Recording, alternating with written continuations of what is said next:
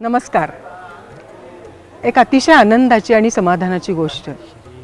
प्रसिद्ध निरूपणकार रवींद्र पाठक यांनी एक संकल्प केला की 12 ज्योतिर्लिंगांच्या ठिकाणी मानस रामकथा करायच्या आणि या रामकथा गोस्वामी तुलसीदास रचित रामचरितमानसच्या आधाराने करायच्या आणि हा संकल्प परमेश्वराच्या कृपेने सिद्धीकडे चालला आहे. आत्ता आपण 6व्या ज्योतिर्लिंगाच्या ठिकाणी म्हणजे प्रसिद्ध, पवित्र आणि अतिशय प्रसन्न अशा ठिकाणी म्हणजे भीमाशंकर या ठिकाणी आपण ही 6वी श्रीरामकथा ऐकणार आहोत. आणि ही रामकथा मानस धर्मरथ या विषयावर आधारित आहे. मानस धर्मरथ म्हणजे प्रभू रामचंद्रांचा गुणात्मक असा धर्मरथ जो आपल्याला आपल्या जीवनाचा रथ पुढे नेण्याकरता उपयोगी पडणार आहे. रवींद्र पाठक यांची अतिशय रसाळ अशी गोड वाणी आणि त्यातून आपण हा मानस धर्मरथ समजावून घेणार आहोत. उत्सुक आहोत भीमाशंकर या पवित्र ठिकाणी. श्रीराम जय राम जय जय राम, श्रीराम जय राम जय जय राम, श्रीराम जय राम जय जय राम, श्रीराम जय राम जय जय राम, श्रीराम जय राम जय जय राम,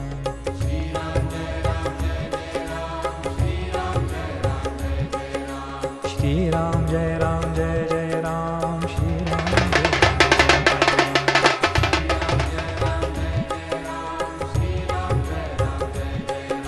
श्रीराम जय राम जय जय राम, श्रीराम जय राम जय जय राम,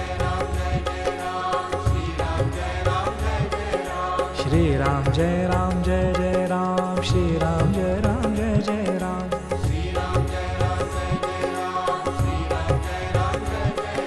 श्रीराम जय राम जय जय राम, श्रीराम जय राम जय जय राम, श्रीराम जय राम जय जय राम,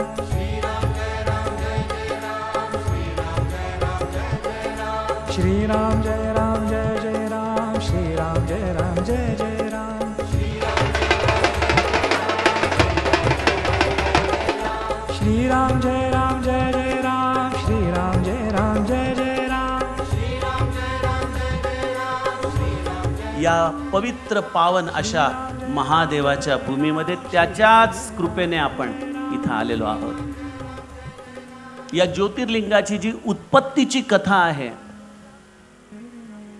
त्यामध्येच या धर्मरथाची सूत्रमाला गुरुकृपेने, महादेवाच्या कृपेने सापडली आणि माझं मानस त्याला अनुमोदन देत होतं. आणि म्हणून महादेवाची ही कथा आणि धर्मरथाचा हा संकल्प याचा एकत्रित विचार करून त्यातून परमार्थाला उपयुक्त असणारी अशी अनंत सूत्रमाला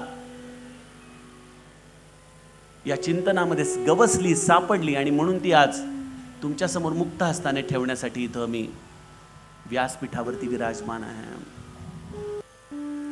एक गीता श्रीकृष्णाने अर्जुनाला सांगितली तर एक गीता विभीषणाला रामाने सांगितली. आता ही काय गीता आहे? एक गीता युद्धाच्या आरंभी सांगितली गेली, परंतु या गीतेचं वैशिष्ट्य असं आहे की ही युद्धाच्या मध्यभागी चालू असताना रामाने थांबून विभीषणाला थोडक्यामध्ये सांगितलेली आहे. तर प्रसंग असा आहे की रावण समोरून उभा ठाकलेला आहे. विभीषणाला मनामध्ये संदेह निर्माण झाला की रामा, तू कसा लढशील याच्याशी? तुझ्याकडे चिलखत नाहीत, पदत्राण नाहीत, रथ नाही.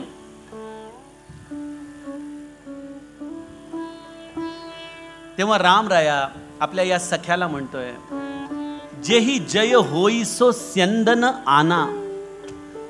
विभीषणा ऐक, ज्याने जीवनामध्ये विजय मिळतो तर रथ काहीतरी वेगळाच आहे.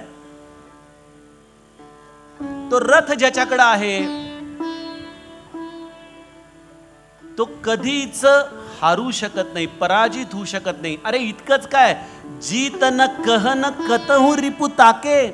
त्याच्यासाठी जिंकायला शत्रूच शिल्लक राहत नाहीत. जाके अस रथ होई दृढ, सखा मती अस धीर. ज्याच्याकडे असा दृढ रथ आहे, महाअजय संसार रिपू जीती सकै को बीर. या संसार रूपी महाअजय रूपी शत्रूला कोण जिंकू शकेल? तो जिंकू शकेल जो या धर्मरथावरती आरूढ आहे. अन्यथा या महाअजय शत्रुरूप असलेल्या संसाराला जिंकता येऊ शकत नाही.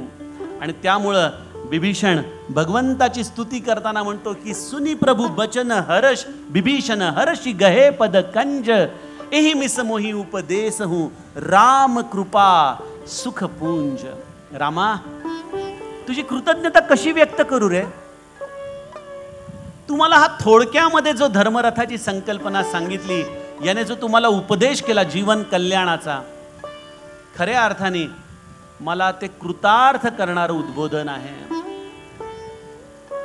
अशा रीतीने सज्जनो, एक कुरुक्षेत्रावरची गीता आणि एक लंका कांडातली ही गीता, याचे सुंदर तौलानिक संतांनी केलेलं चिंतन आपण बघितलं. जीवनात विजय मिळवून देणाऱ्या धर्मरथाची, धर्म मार्गावरती चालायला प्रवृत्त करणाऱ्या या धर्मरथाची संकल्पना आपण पुढील 9 दिवसामध्ये समजून घेणार आहोत. रामाचे भजन तिची माझे दान, रामाचे भजन तिची माझे दान, रामाचे भजन तिची माझे दान. तेने समाधान, तेने समाधान, तेने समाधान, तेने समाधान, तेने समाधान. पावरीन रामाचे भजन तिची माझे दान, रामाचे भजन तिची माझे दान.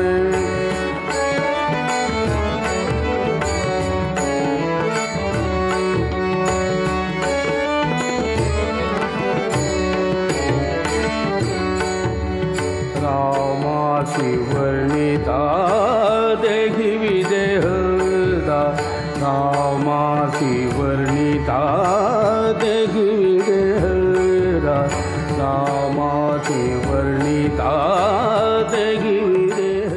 ज्या संसार रूपी शत्रूला हरवणं हे केवळ अशक्य आहे, त्याला तोच हरवू शकतो जो धर्मरथावरती आरूढ आहे. सज्जनो, हा जो धर्मरथ आहे हा ज्याचा त्यानेच बांधावा लागतो. या कलियुगामध्ये भगवंताचं नाम घ्या.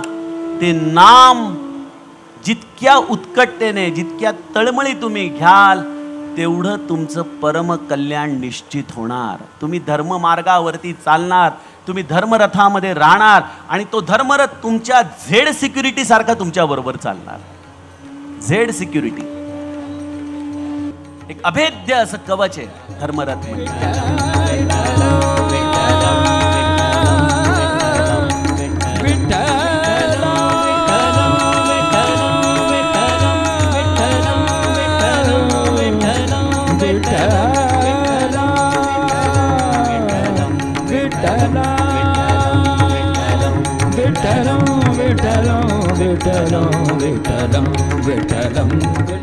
जो धर्मरथाचं निरंतर पालन करेल, श्रवण करेल, तो देखील मतिधीर होऊन जाईल. अशा या धर्मरथाची कथा आपण 9 दिवस गायलो. सर्वप्रथम भीमाशंकरच्या या परमचेतनेला मी अत्यंत मनोभावे वंदन करतो, ज्याने या वनासारख्या अतिशय दुर्मिळ भागामध्ये ही कथा आमची परम पावन, परम सौंदर्याने बहरून आम्हाला परमानंद करणारी ठरली.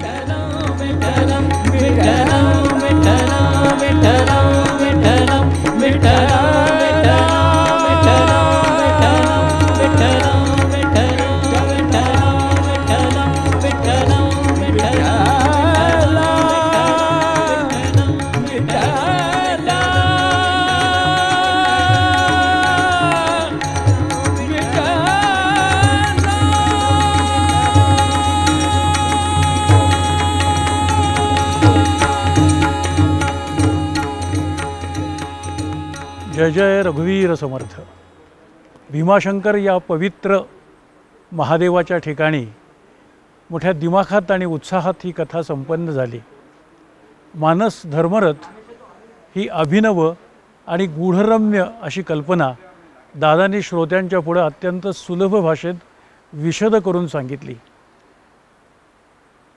रावणासमोर युद्ध करत उभे असताना प्रभू रामचंद्रांच्याकडे लौकिक रथ नसताना त्यांच्या मागे जे नैतिक अधिष्ठानाचं बळ होतं त्या रथाची संकल्पना दादांनी श्रोत्यांना रामकथेच्या चरित्रातले प्रसंग बरोबर घेत घेत समजावून सांगितली. एक एक तत्त्वचिंतन मांडत असताना रामायणातल्या व्यक्तिरेखेला दादांनी मोठा न्याय दिला. बल विवेक दम परहित हे 4 घोडे, क्षमा कृपा आणि समता हे रज्जू दोरे,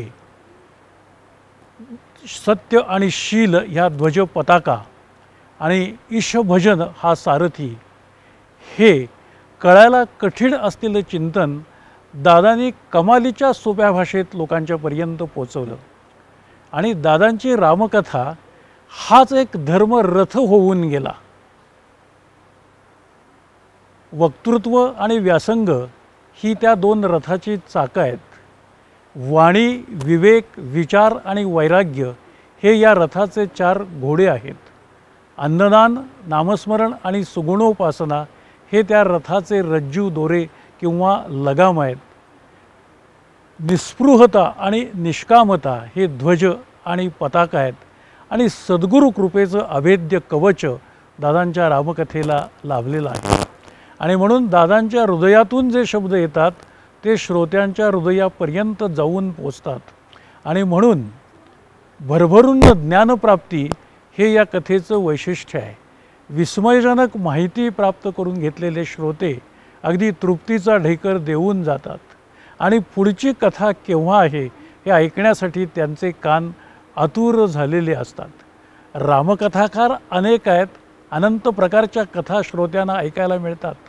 पण दादा जे रामचरित मानसातली जी मौलिक रत्न श्रोत्यांच्यापर्यंत पोचवतात ती खरोखर अलौकिक असतात. अत्यंत दुर्मिळ असा हा रत्नसंग्रह दादांच्या माध्यमातून श्रोत्यांच्यापर्यंत पोचतो आणि श्रोते संतुष्ट होतात, संतोष पावतात, समाधान पावतात. जानकी जीवनस्मरण. जय जय राम.